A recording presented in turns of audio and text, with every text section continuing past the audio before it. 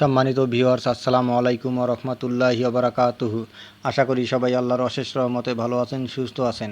এই চ্যানেলে আর একটি নতুন গুরুত্বপূর্ণ ভিডিওতে আপনাদের সবাইকে স্বাগতম। আজকে আলোচনা করব যে আশ্বাসে আন্দোলন স্থগিত করলেন 17তম নিবন্ধনে আবেদন বঞ্চিতরা। বিস্তারিত থাকছে ভিডিওতে। এই ভিডিওটি দেখার আগে যারা এই চ্যানেলে একদম নতুন তারা অবশ্যই চ্যানেলটি সাবস্ক্রাইব করে পাশে থাকা বেল আইকনটি প্রেস করে দিন। আর যারা ইতিমধ্যে সাবস্ক্রাইব করেছেন তাদেরকে জানাই অসংখ্য ধন্যবাদ। যে আশ্বাসে আন্দোলন স্থগিত করলেন 17তম নিবন্ধনে আবেদন বঞ্চিতরা। শিক্ষামন্ত্রীর সঙ্গে দেখা করানোর আশ্বাসে অবস্থান কর্মসূচি স্থগিত করেছেন 17তম শিক্ষক নিবন্ধনে চূড়ান্তভাবে উত্তীর্ণ হয়েও পঞ্চম গণবিজ্ঞপ্তিতে আবেদনের সুযোগ বঞ্চিতরা। চলতি সপ্তাহের মধ্যে শিক্ষামন্ত্রীর সঙ্গে সাক্ষাৎ না করানো হলে আগামী সপ্তাহ থেকে আমরণ অনশন কর্মসূচি পালন শুরু করবেন তারা।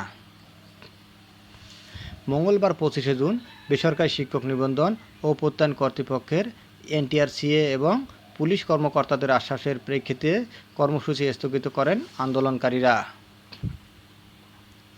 এর আগে এদিন সকাল থেকে এনটিআরসিএর কার্যালয়ের সামনে সড়কে অবস্থান কর্মসূচি পালন শুরু করেন আন্দোলনরত নিবন্ধনধারীরা।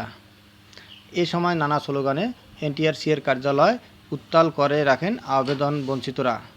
এ সময় রাস্তায় শুয়ে কান্না ভেঙে পড়েন তারা। এ বিষয়ে আন্দোলনকারীদের অন্যতম সমন্বয়ক ইউসুফ ইমন বলেন, আমাদের পিঠ দেয়ালে ঠেকে গেছে, আমরা চাকরি চাচ্ছি না, আমাদের আবেদনের সুযোগ চাচ্ছি। এনটিআরসির কারণে আমাদের জীবন থেকে 4টি বছর নষ্ট হয়েছে, এর দায়ভার এনটিআরসিকে বহন করতে হবে। আমরা বিশেষ গণবিজ্ঞপ্তির মাধ্যমে আবেদনের সুযোগ চাই।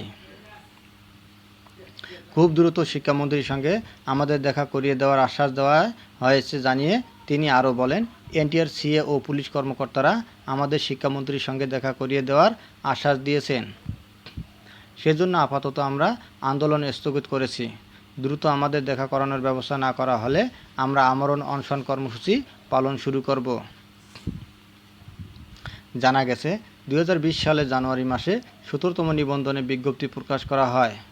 প্রিলি লিখিত ও মৌখিক পরীক্ষার পর চূড়ান্ত ফল প্রকাশিত হয় 2023 সালের 28শে ডিসেম্বর।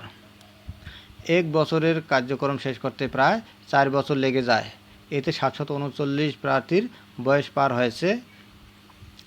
তাই সনদের মেয়াদ 3 বছর থাকা সত্ত্বেও আবেদনের সুযোগ পাননি তারা। এখন বিশেষ গণবিজ্ঞপ্তির মাধ্যমে আবেদনের সুযোগ দেওয়ার দাবি জানিয়েছেন ভুক্তভোগীরা। ধন্যবাদ জানিয়ে বিদায় নেওয়ার আগে আবারও অনুরোধ জানাই, যদি ভিডিওটি ভালো লাগে এবং সর্বশেষ শিক্ষামূলক আপডেট ভিডিও পেতে চান তাহলে অবশ্যই চ্যানেলটি সাবস্ক্রাইব করুন। ধন্যবাদ সবাইকে।